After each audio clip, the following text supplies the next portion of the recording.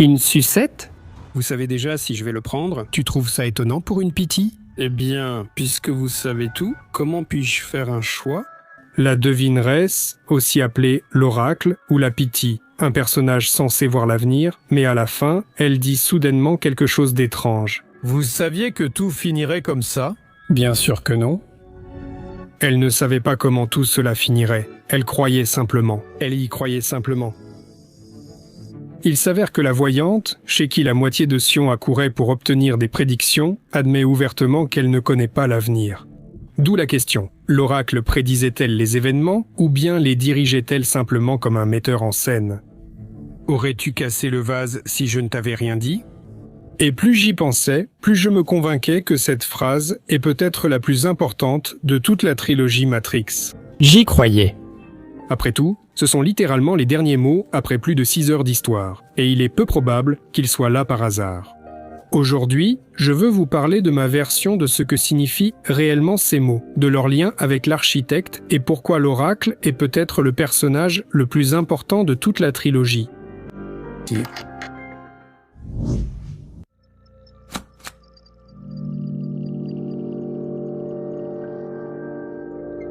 Vous vous souvenez de la scène où l'on voit la pitié pour la première fois, celle avec le vase? Je sais qui tu es, Néo. J'arrive tout de suite, vous êtes la prophétesse? L'épisode ressemble à la fois à une blague et à une parabole philosophique.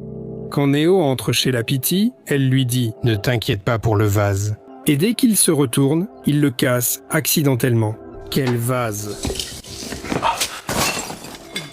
Néo demande aussitôt « Comment avez-vous su ?»« Oh !» Et il reçoit une réponse en retour. « Tu aurais cassé le vase si je ne t'avais rien dit ?»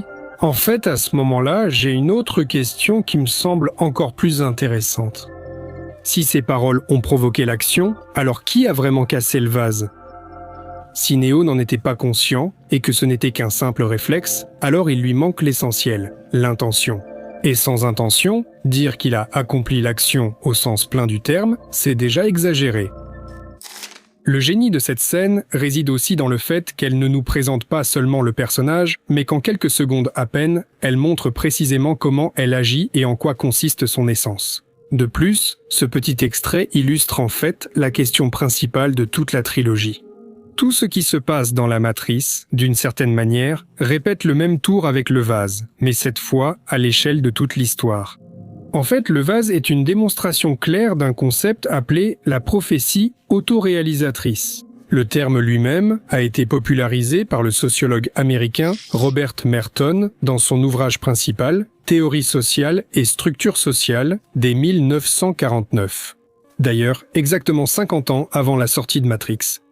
Voici sa définition, assez pesante, mais lisons-la quand même. Au début, la prophétie autoréalisatrice est une fausse définition de la situation qui provoque un nouveau comportement, rendant ainsi la fausse croyance initiale vraie. La crédibilité illusoire de la prophétie autoréalisatrice perpétue le pouvoir de l'erreur, car l'auteur de la prédiction se référera au déroulement réel des événements comme preuve qu'il avait raison depuis le début. J'ai rien compris du tout. Eh bien, c'est très intéressant. En fait, tout ce que fait la voyante, c'est justement travailler avec ce mécanisme. Mais pourquoi est-ce que je pense que Pity, en réalité, ne prédit presque rien? Après tout, formellement, tout s'est réalisé. Néo est devenu l'élu, Sion a été sauvé. Tout semble avoir correspondu à ses paroles. Néo a tout fait, il a mis fin à la guerre. Les machines sont parties. Est-ce que cela veut dire qu'elle voit vraiment l'avenir? Je dirais que pas tout à fait. Et pour montrer qu'il ne s'agit pas vraiment d'une prédiction, mais plutôt de quelque chose d'autre, regardons des exemples concrets, les personnages et ce que la voyante leur disait exactement.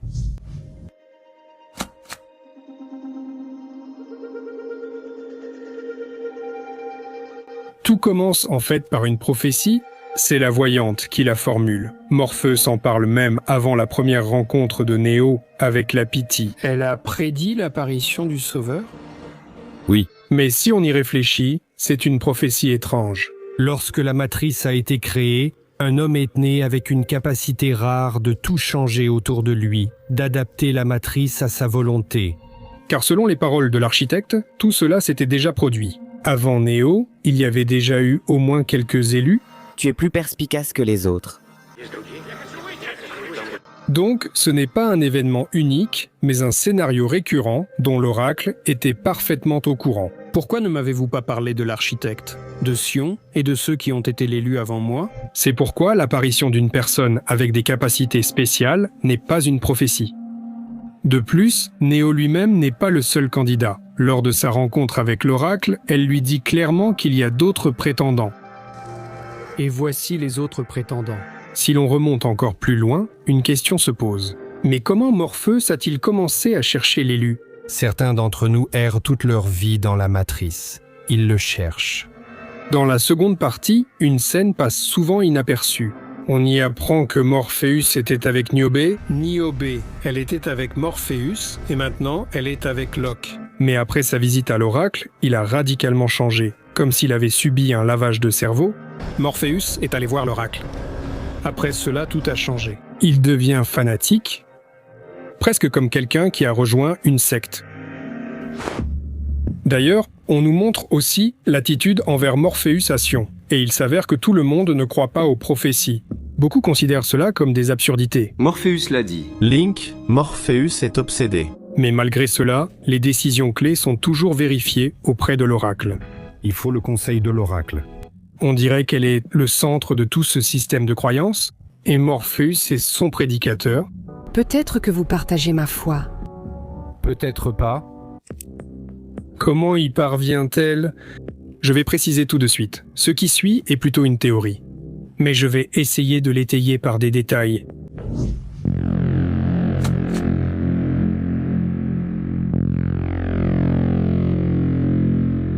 Tout commence par le choix entre deux pilules. Tu prends la pilule bleue et le conte de fées s'arrête. Tu prends la pilule rouge et tu entres au pays des merveilles. J'ai l'impression que ce n'est pas seulement un symbole, mais un véritable mécanisme d'influence. On peut se rappeler du Mérovingien et sa scène avec le gâteau. Comme vous vous en souvenez, le Mérovingien donne à une femme un morceau de gâteau et déclare aussitôt qu'il y a un certain code à l'intérieur. C'est un dessert très inhabituel. Après cela, la femme commence soudainement à ressentir des sensations étranges et inexplicables, quelque chose comme une forte attirance, et elle part aux toilettes. Après un certain temps, le Mérovingien s'y rend lui aussi. Ensuite, le contexte permet de comprendre ce qui s'est passé là-bas. Du rouge à lèvres, quelle folie te passe par la tête? Alors, où? Dans cette scène, on nous fait clairement comprendre que la nourriture peut contenir du code qui déclenche une certaine réaction. Et qu'en est-il de notre voyante? Elle a aussi quelque chose de similaire? Des biscuits. C'est littéralement une grand-mère avec des biscuits. Oh, c'est presque prêt. Oh, ça sent bon, n'est-ce pas? Elle donne immédiatement des biscuits à Néo dès qu'il entre. Mange un petit biscuit. Si l'on fait un parallèle avec le Mérovingien, on se demande, et si ces friandises étaient elles aussi porteuses de code? Avant même que tu aies fini de le manger, tu te sentiras déjà mieux. Mais quel code se trouve à l'intérieur? Je pense qu'il serait tout à fait approprié de se rappeler une autre phrase de la prophétesse. Le biscuit a besoin d'amour, comme tout le monde. Si l'on considère cela comme une allusion, il s'avère que l'influence passe par l'émotion humaine la plus forte, l'amour. Et si l'on garde cette idée en tête, beaucoup de choses deviennent plus claires. Je pensais faire des biscuits avant ton arrivée. On nous dit qu'avant, Morpheus était avec Niobé, mais après avoir rencontré l'oracle, il a soudainement changé. Niobé croit aussi en l'élu, et, apparemment, elle aussi aurait pu aller voir l'oracle. Elle était avec Morpheus, mais plus tard, elle était déjà avec Locke, qui, soit dit en passant, est le commandant en chef de l'armée de Sion. Et pourtant, apparemment, elle continue d'éprouver des sentiments pour Morpheus. Le thème de l'amour revient encore une fois. Je me souviens que tu savais danser, et si je ne me trompe pas, tu te débrouillais plutôt bien. Plus tard, c'est justement Niobé qui jouera un rôle clé dans le destin de Néo lorsqu'elle décidera d'aider Morpheus alors que les autres refusent. Qui parmi les personnes présentes répondra à notre appel? Il semble que ce soit en grande partie à cause de ses sentiments pour lui. La capitaine Niobé est prête à exaucer le souhait du conseil. Quoi? Ensuite, Trinity. L'oracle, avant même que Trinity ne rencontre Néo, lui dit qu'elle tombera amoureuse de l'élu. L'oracle m'a prédit que je devais tomber amoureuse. Ici, on se rappelle encore le coup du vase. Est-ce que Neo aurait cassé le vase s'il n'avait pas été prévenu? Est-ce que Trinity serait tombée amoureuse de Neo si on ne lui avait pas dit à l'avance? Il arrive quelque chose de similaire à Neo. Je vais te révéler un secret. Être l'élu, c'est comme tomber amoureux. Lors de leur première rencontre, la prophétesse lui parle tout de suite de Trinity et de ses sentiments. Ce n'est pas pour rien qu'elle t'aime bien. Et ensuite, elle lui donne ce fameux biscuit qui, comme nous nous en souvenons, a soif d'amour. Mange le petit biscuit. Et c'est là que la question principale se pose. Pourquoi en a-t-elle besoin? Si l'on se souvient de la scène chez l'architecte, cela devient clair. C'est précisément l'amour qui devient le facteur décisif dans le choix de Neo. Parce que tu aimes? Comme l'explique l'architecte, toutes les versions précédentes de l'élu ressentaient plutôt un attachement abstrait envers toute l'humanité et choisissaient, à chaque fois, de sauver l'espèce. Mais si leur attachement était abstrait, le tien est absolument tangible. Mais Neo fait un autre choix, et il le fait précisément par amour. Trinity. Et l'architecte le souligne clairement. D'ailleurs, il convient de se rappeler des rêves dont la prophétesse parle assez souvent. Les rêves me tourmentent. En général, ce ne sont pas de simples rêves, mais plutôt des sortes de visions prophétiques et récurrentes. Par exemple, ce rêve que Neo fait encore et encore, où Trinity meurt. Et là, une question se pose. Quel choix aurait-il fait si ce rêve n'avait pas existé? Aurait-il choisi la même porte s'il n'avait pas eu aussi peur de perdre Trinity? D'autres personnages font probablement des rêves similaires. Et j'ai fait un rêve, et ce rêve m'a échappé. Et apparemment, la prophétesse est au courant de ses rêves. Tu as tout vu dans tes rêves, n'est-ce pas? Et il est logique de supposer que c'est peut-être elle qui t'a inspiré ces rêves, n'est-ce pas? Au fait, l'agent Smith semble aussi comprendre comment fonctionnent ces biscuits. Le biscuit veut de l'amour, comme tout le monde. Ce n'est pas un hasard si, en arrivant chez elle, il commence par balayer le biscuit de la table. Et il pose tout de suite la question, savait-elle que tout finirait ainsi? Si vous le saviez, c'est que vous avez préparé le biscuit et posé l'assiette ici exprès. Une question le préoccupe clairement. Si elle savait vraiment tout, pourquoi n'a-t-elle pas essayé d'arrêter cela? Pourquoi dans ce cas n'est-elle pas partie? Après tout, elle savait que j'allais venir. Et en effet, pourquoi la voyante a-t-elle permis tout cela? La réponse, en fait, est assez simple.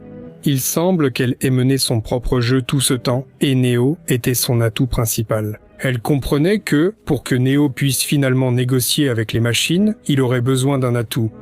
Et cet atout, c'était l'agent Smith.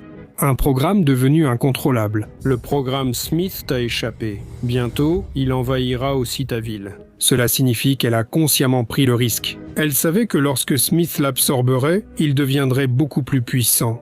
En fait, il deviendrait une menace pour tout le système. Ainsi, elle le renforce et pousse la matrice à sa limite, au-delà de laquelle elle ne peut plus être réparée par des méthodes ordinaires. Et ce n'est que dans une telle situation que Neo a une chance de changer quelque chose. Personne ne l'arrêtera, sauf moi. Mais cela ne suffit toujours pas. Neo ne doit pas seulement atteindre ce point, il doit aussi vaincre Smith. Et apparemment, l'oracle l'aide aussi d'une certaine manière ici. À un moment donné, on voit quelque chose d'étrange. Smith semble se figer et commence à répéter mot à mot les paroles de l'oracle. Tout ce qui a un début a une fin, Neo. Tout ce qui a un début a une fin. Je l'ai prédit, c'est la fin. Je vois la fin. Comme s'il exécutait une commande programmée, c'est précisément après cela que Neo semble changer. Il comprend ce qu'il doit faire, à savoir permettre à Smith de l'absorber. La fin de la scène confirme indirectement que l'oracle est derrière tout cela. Lorsque le combat se termine, à l'endroit où Neo était allongé, on voit déjà son corps à elle.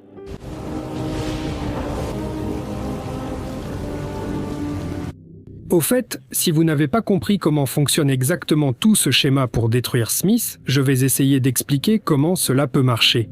Lorsque Neo arrive chez le dieu des machines, il est connecté au système via son interface. Pendant tout le temps où le combat entre Neo et Smith a lieu, le corps de Neo reste connecté à cette interface.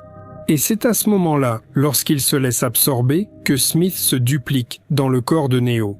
Il s'avère donc qu'à présent, ce n'est plus Neo qui est connecté à l'interface, mais Smith lui-même. Et à ce moment-là, les machines ont la possibilité de le détruire. En gros, elles peuvent envoyer l'impulsion ou le code nécessaire directement via cette connexion.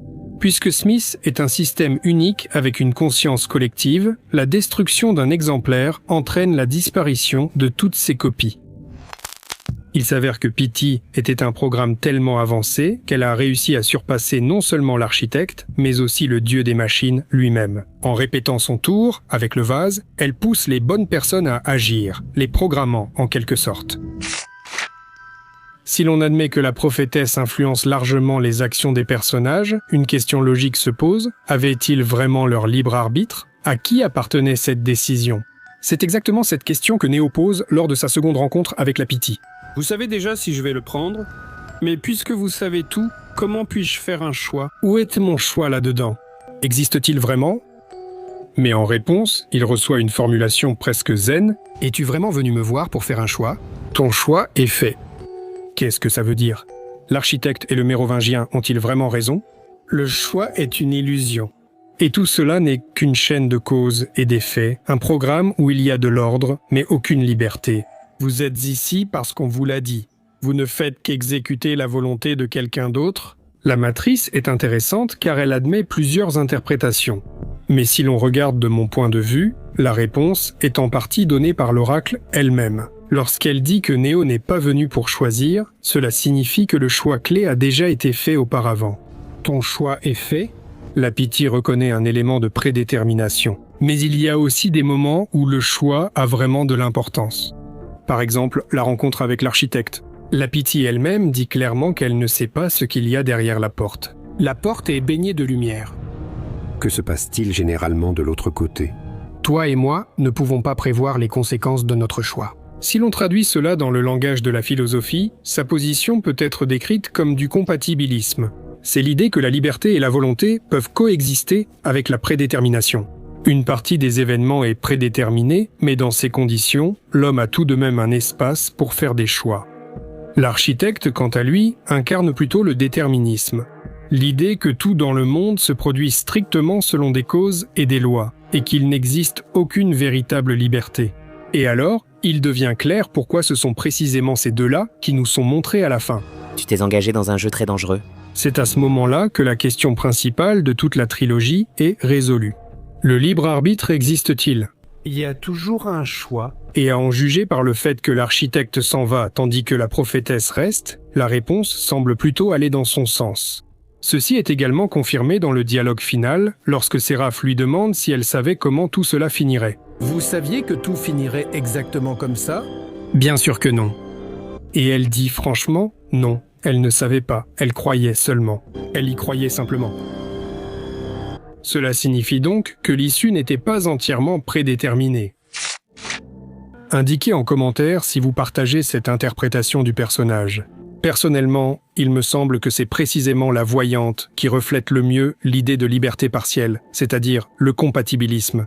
Dans notre vie, si on y pense, il se passe quelque chose de similaire. Nous agissons souvent sous la pression des circonstances, comme si tout était déjà prédéterminé, et nous avançons simplement par inertie. À certains moments, on peut vraiment avoir l'impression que presque rien ne dépend de nous. En repensant aux paroles de la voyante, il existe toujours des moments dans notre vie où le choix reste malgré tout possible. Nous prenons une décision, puis nous faisons face aux conséquences qui découlent de ce choix, et ensuite nous nous laissons porter par le courant. Mais tôt ou tard, il arrive un moment où l'on peut à nouveau changer de direction. Qui mieux que les Wachowski le saurait? Si vous êtes un abonné régulier de la chaîne, vous savez ce qu'il faut faire si vous voulez la suite des analyses sur Matrix. Si c'est votre première visite, je vous recommande de regarder la playlist dédiée à l'analyse d'autres personnages de Matrix qui devrait s'afficher à l'écran.